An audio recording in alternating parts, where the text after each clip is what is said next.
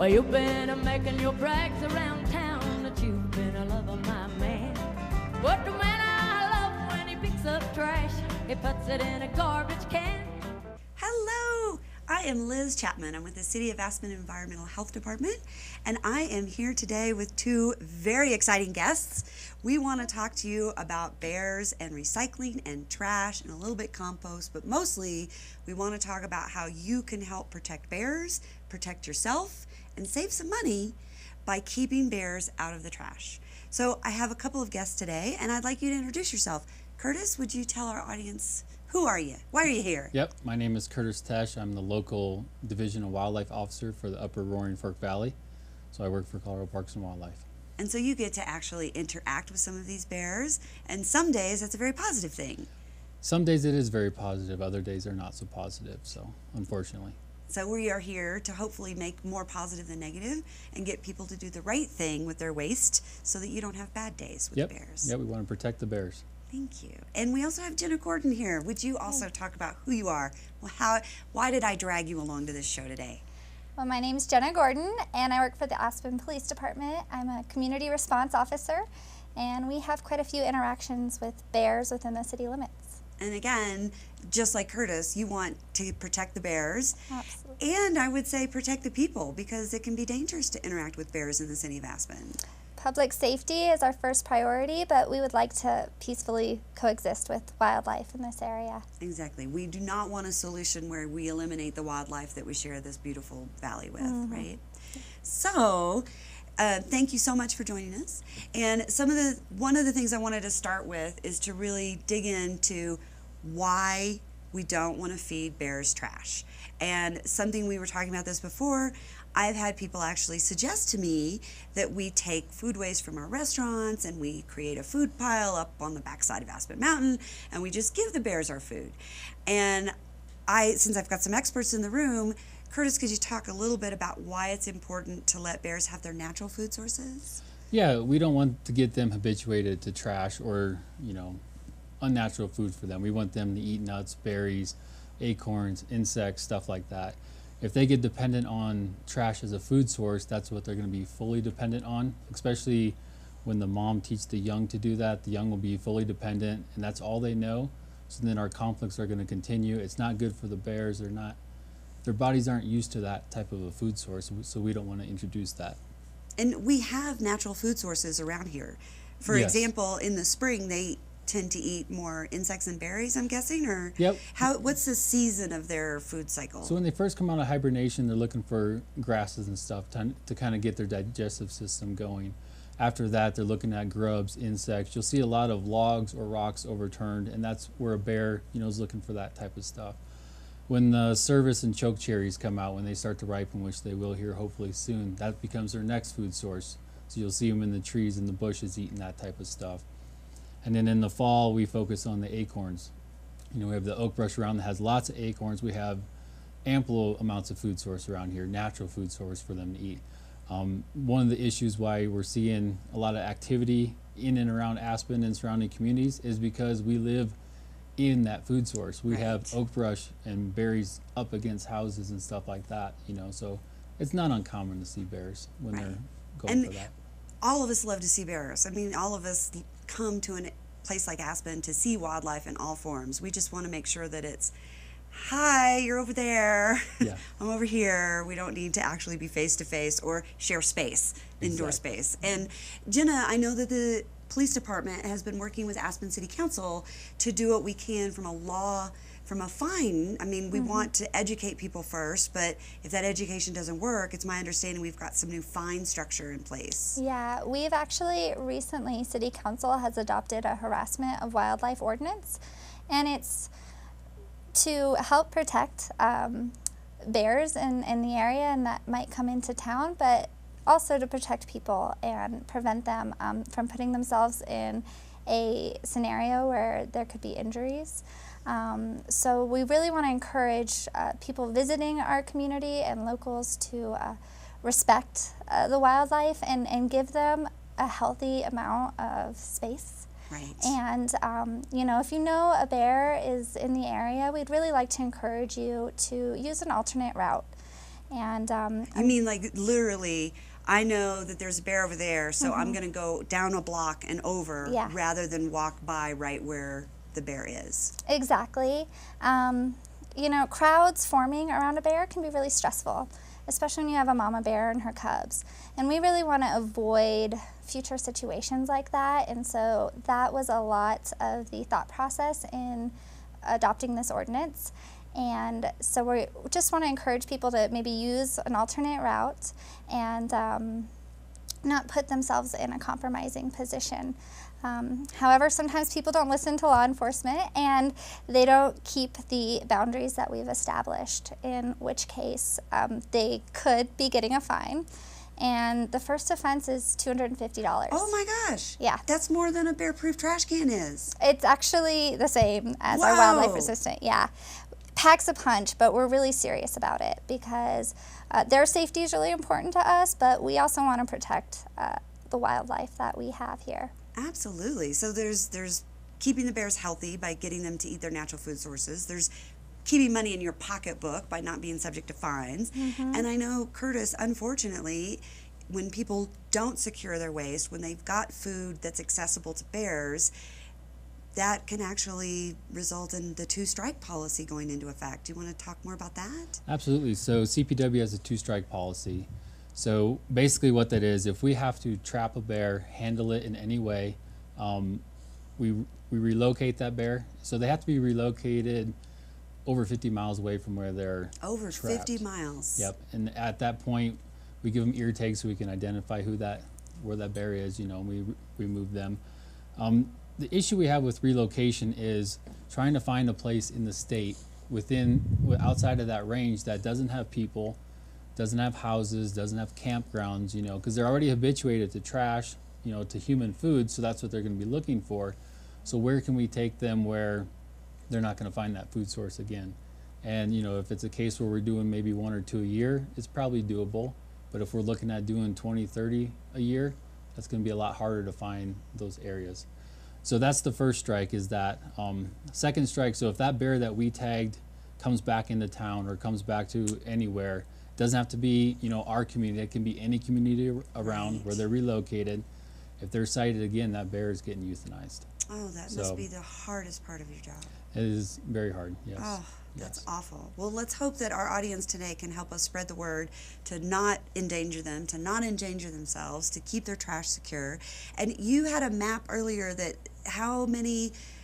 roughly how many bears was it from 2017 that we had to respond to? This was from last year, so our total for Pickens County, I believe, was right around 1,800 or so, and I think within city limits it was 800 or 900. 900 calls. Yeah. 900 calls. So that means someone has called you and said there's a bear interacting with stuff Yep. somehow. Not just, I saw a bear in a tree hanging out, but Some of them can be that, yes. Oh, So some of yeah? them are sightings.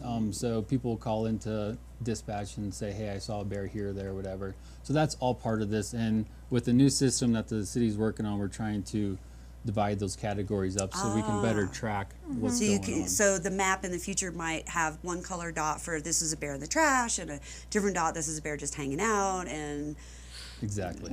this is a bear that has destroyed something. Yep. Which let's hope those are the fewest of the Yep. dots. And this map is the first one that we did last year with our GIS department. So we were able to overlay it over the city and see and show other people where kind of the focus areas are for us And that have more problems. are we seeing these focus areas are related to the trash issue?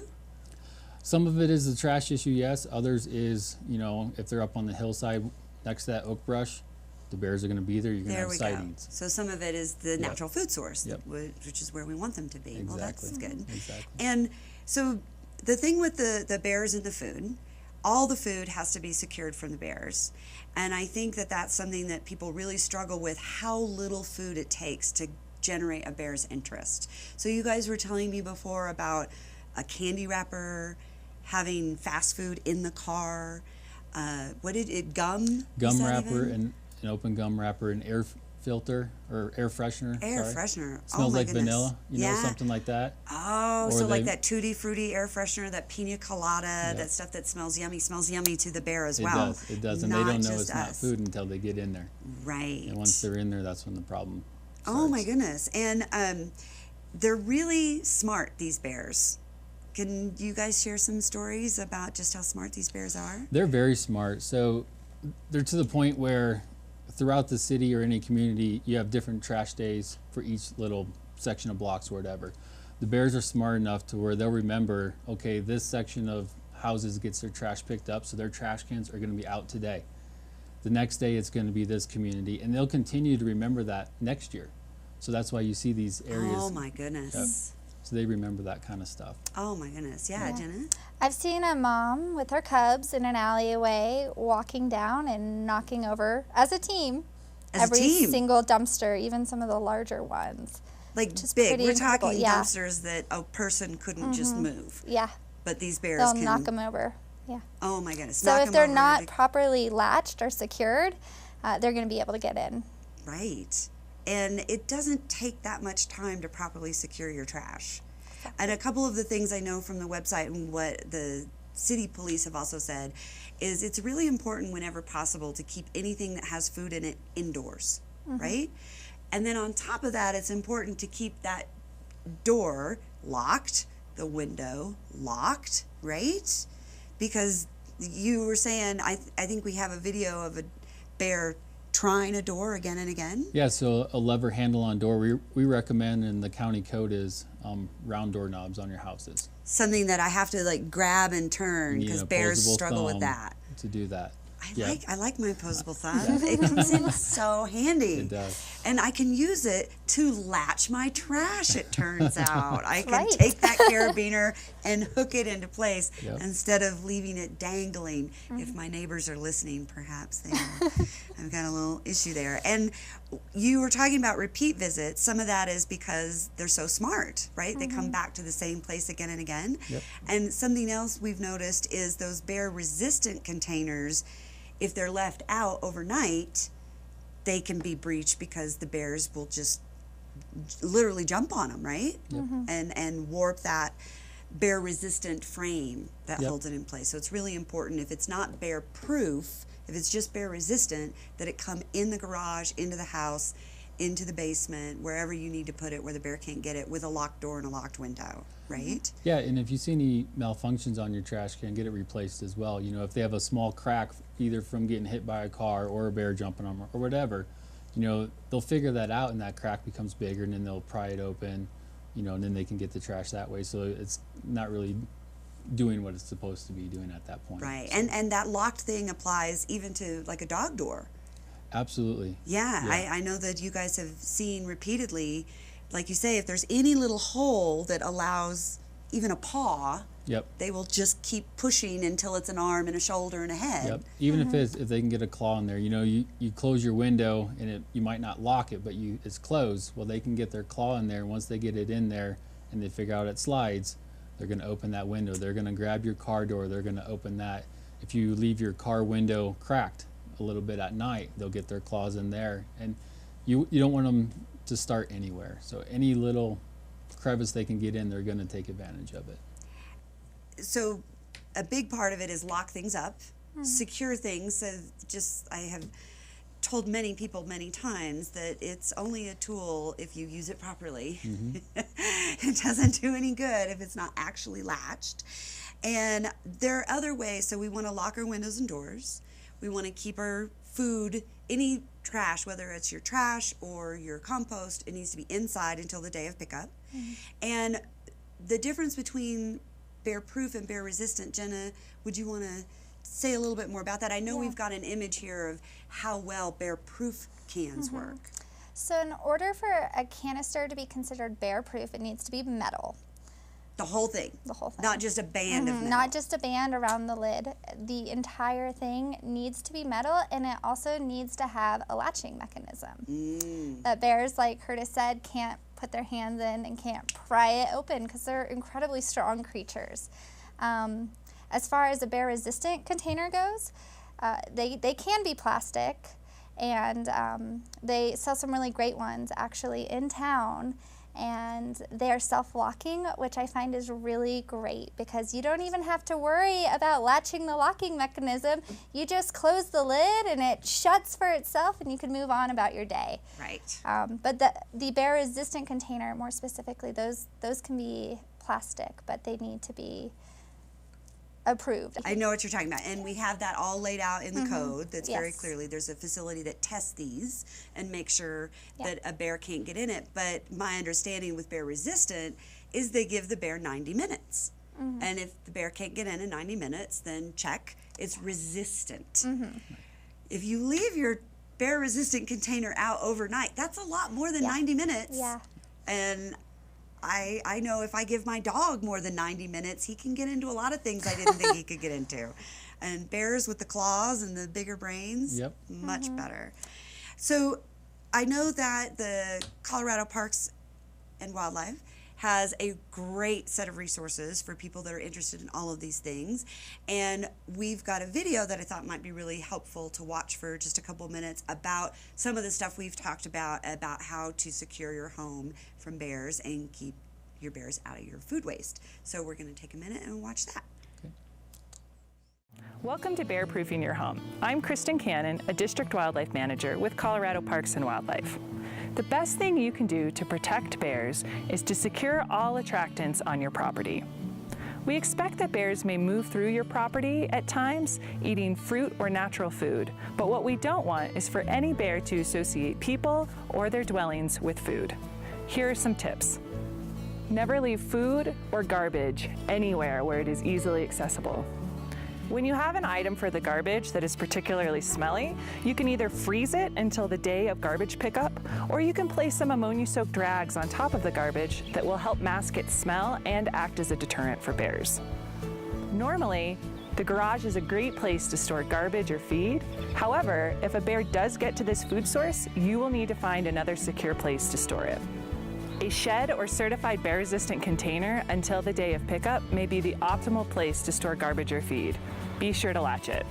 Clean your barbecues after use. Remove all bird feeders and hummingbird feeders until Thanksgiving. If you'd like to attract birds to your home, use flowers or a small bird bath in the spring and summer months. Protect your livestock and chickens in a secure coop, shed, or barn at night. Better yet, utilize electric fencing. Same thing for beehives. For more information on how to build an electric fence, see our brochure, Fencing with Wildlife in Mind, available on our website. Keep your vehicles clean and locked if you park them outside. Close and lock all ground level doors and windows at night and when you are away from home. Keep in mind bears are crafty and can push lever handles for entrance, so be sure to lock. If a bear never gets anything to eat on your property, near your house, your vehicles, or other structures, then you will be much less likely to have any kind of property damage, even during periods of low natural food availability, which is when we typically see the most conflicts. For more information on how to secure your property and live with bears, visit our website, www.cpw.state.co.us/bears. Oh my goodness, that was full of information. Yes, very Thank you, good. thank you guys for producing that. And we would recommend people go to the website, which is Living with Wildlife. Go to our Colorado Parks and Wildlife website, and in the search engine up top, you can type in bears, and you'll get pages upon pages of living with bears, deterrents for bears, how to bear-proof your house. There's actually a checklist that you can go through for that's your house helpful. and your car, and tells you exactly what to do for each scenario. Right. So lots of information on there. Oh, that's great. And there's like some of it's printable and there's videos. All of it's printable, yep. So you can go as deep as you want into how to make it better. And one of the things mentioned in the video and on the webpage is electrified fencing for areas that are repeat visits, like we talked about the bears being really smart and persistent. And electrification seems to be more and more popular out here in the West if it's done in a way that children aren't going to access it and it's protected from your pets. That bears really don't like that. And it doesn't hurt the bear, my understanding is. No, it's just typically it's a solar charger, so it runs off the daylight. It's a low current, so typically, you know, they get their nose first, which is wet. It's going to give them a little zap. but nothing that's going to hurt them at all. So, But boy, they don't like it. they don't like it, and it's a negative reinforcement, so they won't come back knowing that that's a possible outcome again. And that seems to be more effective than some of the traditional things with the bean bag and the air horn. Those are all things to try as well. But boy, Yeah. Yep. if you've got in particular, I know in the video they talk about beehives or fruit trees, something that is going to stay an attractant for a long time. Right. Goats, That might be- chickens, small livestock, stuff like that. It's easy to throw up a quick electric fence, and it should keep them away. Yeah, they really don't like that. No. And Ginna, you were talking about one of our local hardware stores can help residents get the right kind of container, even if they need something that's a little special. Yeah, so I understand that everyone might have different trash needs, and maybe they need a container that's built more specifically for their household. And I was actually at Ace Hardware earlier today, and I found out that they will actually build you a personalized bear-proof container That's that can be fantastic. installed at your home. And Ace Hardware Yes. in town will do that. Well, Yeah. that is really great news. Really and cool. while we're talking about this, I do, of course, talking Trashy, I always want to be sure to encourage people to recycle and compost. But in particular with recycling, the law is different in Aspen. You're allowed to have a bear-resistant container or no bear-resistant for recycling. But the assumption there is that recycling is clean. And I know at the Rio Grande Recycling Center, I have witnessed many times that bears will come and they'll check it out because, like you say, it smells like there was food. But their noses are so sensitive, they can tell that, oh, there's not actual food. This might be a peanut butter jar, but there's no peanut butter in it. Unless there's peanut butter in it. Right. And then they go for it. And so that rule of keeping your food waste, that applies to your recycling as well. Your recycling needs to be free of food waste. It doesn't have to be clean enough to use again, but clean enough that there's no food to eat. Correct. And that way the bears will have a look and then just move on. Ideally, keeping your recycling in a bear-proof container is the best way to go. But if you can't quite do that, keeping it clean will keep them uninterested. Yep. Yeah? And one of the other things that we have encountered a lot is people want to attract bears. We've even had people feeding bears. We don't want that, right? Absolutely, we do not want that. The only thing Right. that's going to do is draw that bear to your house, and you think you might be doing it a favor, feeding it. It's not getting the food it needs, but nature has a way of taking care of itself, and there's enough natural food out there for these animals to survive. Yeah, We don't want need them, people interfering with that right? process. I don't need to eat somebody else's waste. I need to eat my own natural food source, just Exactly. like the bears. And I know we haven't talked a lot about this, but you can be hurt by bears if you leave your doors unlocked. If you're going out to empty your trash at 5 in the morning and there's a bear out there because they've learned that your trash is not secure, that can be really bad for people. It can. Bears aren't going to actively seek out people. They're not going for you. Most of the incidences that we deal with is, person and bear come around a corner, they startle each other. Both are scared. The bears use their paws to swat. That's how they protect themselves. You might get scratched, something like that. If you're feeding bears, you're sitting there actually handing bears food. Oh gosh. They're gonna want more. And when you decide that's enough, the bear might not think so. So then that's where you're putting yourself in grave danger. So we absolutely don't want to do that. And that even applies that harassing wildlife is even if you see a bear getting into your trash, you can take a picture from your window, but you don't go out and chase the bear down in the alley to get pictures of this bear. Yeah, That would qualify as harassment under this new rule, right? Yeah. it would. I'd recommend making some loud noises, trying to scare him off, but definitely not trying to chase him down, trying to get as close as you possibly can. You need to make sure you're taking good care of yourself and keeping a safe distance. If you need a picture of a bear, there's way better pictures on the internet of Yeah. bears We've got than some you're on- ever going to capture with your own phone. Yes. So just go to the internet. Well, we're just about out of time. I wanted to give you guys a moment. Do you have any last thoughts? Is there anything that we haven't touched on related to bears and trash and recycling that we want to be sure and say? Yeah, quick thing. Along with trash, dog food, cat food, stuff like that. Oh, It's huge. absolutely. Horse grain, sweet feed, stuff like that. It applies the same. It's an attractant. lots of calories in there, so they're going to come after that. So if it's in your garage, lock your garage. If it's in your shed, lock your shed. And if you can buy a bear-resistant container and put it in there as well, that's another step in the right direction for sure. That's great. And Ginna? I think the thing that I want to say is that predominantly in Aspen, we see that people have the correct containers. Yay, Aspen! Which is great. However, the issue that we see sometimes is people not using them properly. So either they're overfilling them, they're not using those thumbs that you love. And so I just want to challenge anyone who might be watching today to really take those extra couple seconds out of your day and just be a good steward of our environment and the resources that are here and the wildlife that's here, and lock up that garbage. And a lot of the responsibility, it falls on us. Absolutely. As community members, as visitors, and so I just want to challenge people to make sure that they're being very diligent about locking those containers. That's a huge portion, and it's a huge piece of this. Yeah, get the right tool, bear-proof container, or put it indoors in a locked garage, shed, basement, and lock it, secure it. And one of the things I think that speaks to this, Ginna, is we have so many visitors in town that may not know how our little bear-proof stuff works, and they don't understand the importance of it. And it falls to us who live here year-round to shut the lid on that bin. Make sure that it's put into the right place. Remind the neighbor, the visitors, oh, you can't just leave that trash can out 24/7. Once it's emptied, you need to bring it back inside. And I think that would help all of it. Well, thank you guys so much. I really appreciate you being here. And we have your contact information at the bottom. So if people have questions about bears, specifically the ordinances in Aspen or how to bear-proof your home, there's any number of resources. We've got all kinds of pamphlets and web pages and how-to videos of what to do and how to do it right.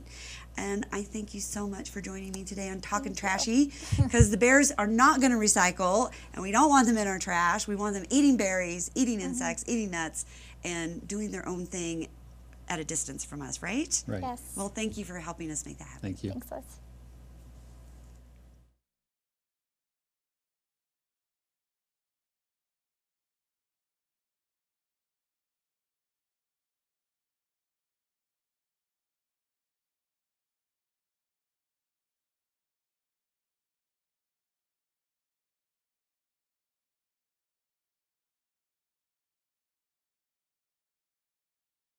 Hi, and welcome to What to Do If You See a Bear.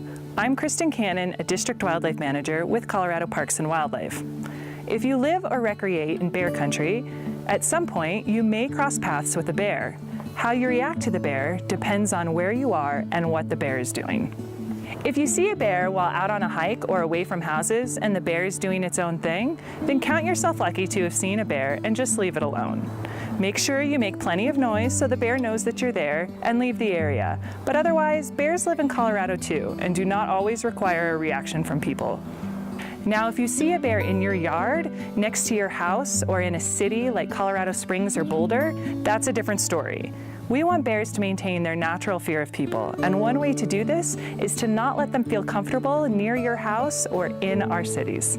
If you see a bear in your neighborhood, you will be doing the bear a favor by trying to scare it away. Bang on pots and pans, use an air horn, or even just clap your hands and yell to scare the bear off. Do this from inside your house through an open window or an otherwise safe location, and always make sure the bear has a clear escape route. In this example, you would not want to yell at the bear from the bottom of the staircase as you're blocking its only escape route. Instead, yell through an open window on the same side of the house to try to get the bear to move along. If you surprise the bear on the trail, stay calm and don't move. Never run or climb a tree. Let the bear identify you and move on its way. Talk in a normal voice, and again, make sure the bear has a clear escape route. If you see cubs, chances are mom is nearby, so leave the area immediately. Whether you're at home or on the trail, if a bear approaches you, never turn your back and run. Try to look big and back away slowly to a safe location such as a vehicle or another house. If you're on the trail, step off the trail on the downhill side and back away slowly until the bear is out of sight. Black bears will generally run away or climb a tree when they feel threatened. Keep in mind that a standing bear is only trying to identify you. If the bear pops its jaw or stomps a paw, it's definitely telling you that it needs more space. On the rare occasions when a bear has actually injured a person, it's usually because that person was blocking the bear's escape. Even rarer cases because it was trying to prey on a person. A bear that intentionally approaches people could be a bear that's food conditioned looking for a handout. In rare circumstances, it might be an aggressive bear. If you are ever attacked by a bear, fight back with everything you've got. Yell, throw rocks, use that bear spray if the bear is 40 feet away. Convince the bear that you are not worth the trouble. Black bears are naturally shy and retiring, and even a sow with cubs will most likely retreat when confronted. It can be a wonderful experience to see a bear in Colorado, but no one wants to cause the bear to lose its fear of people. If you're lucky enough to see a bear, snap that quick photo from a safe distance and then scare the bear away. You don't want to be the reason that that bear enters houses, causes property damage, or potentially injures someone. For more information on living responsibly with bears, visit our website, www.cpw.state.co.us/bears.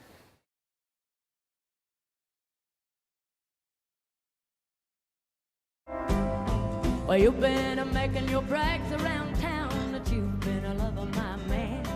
But the man I love, when he picks up trash, he puts it in a garbage